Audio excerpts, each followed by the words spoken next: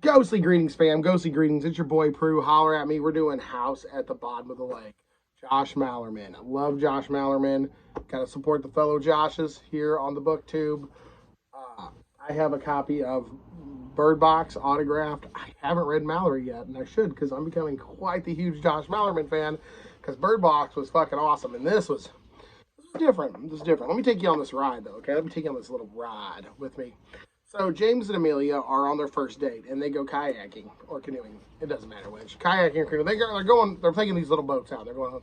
And James knows this third lake that not a lot of people go to. It's a little smaller. It's a little secluded. You got to go through these caves to get there. And they find this cute little house at the bottom of the lake. It's the name of the story. And they start diving in, going into the house. They get some scuba gear, some diving gear, so they can spend longer at the house. And it kind of becomes like their thing. Every couple needs a thing, a show, a book series, some movies, working on a car project. Couples need a thing. Most people can't just deal with each other. Oh, we got to get this project going. So you do the project, you know. If you stand around and do bored, that's when you get bored of each other, get bored of fights. You need something to do. This is their thing to do, is this house. They start doing, they even get to a point where they sort of like tether a raft, like tie some ropes. They build this little raft and they sleep on top of the raft. And, you know, it's a perfect day because we got Sora. Yeah. You having a good day? Oh, here she goes. Oh, ow. That's okay. She's a baby. Just a baby, everybody. Oh, you need some help? You need help, girlfriend? There you go. Good girl. Good girl. Okay.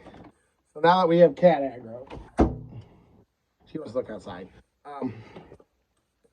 Josh Malerman is really coming out with my favorite authors because this was kind of cool. While diving in the house, they started seeing some floating clothes. The house is fully furnished. They don't know why it's there.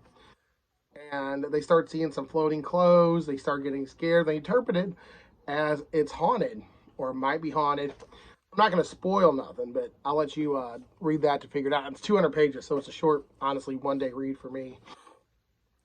It was really well written, too. I really liked the writing. I really lost.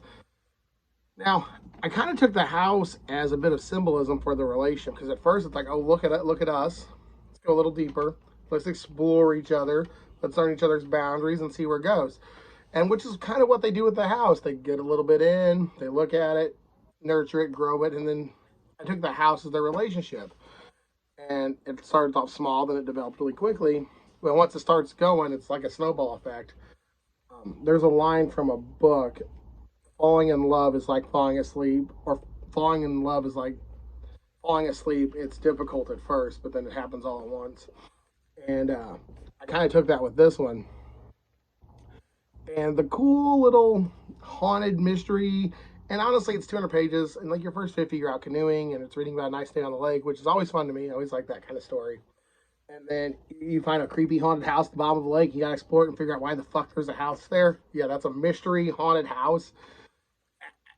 I loved it. I loved it. I thought it was great. Not as good as Bird Box, and I really didn't like Bird Box like as much as everybody else. I gave Bird Box like a 3.5 out of 5. I'm gonna give this a 3 out of 5. Yeah, Bird Box was good. Good. I liked it. I didn't love it. I didn't hate it. I wasn't like, man, I'm like, this guy's got some potential. And this shows it. This shows it too. So I'm gonna give this a solid.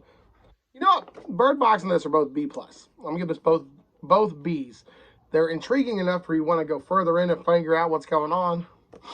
But I'm not gonna stop what I'm doing in life to figure it out. So this has been your boy Prue Guys.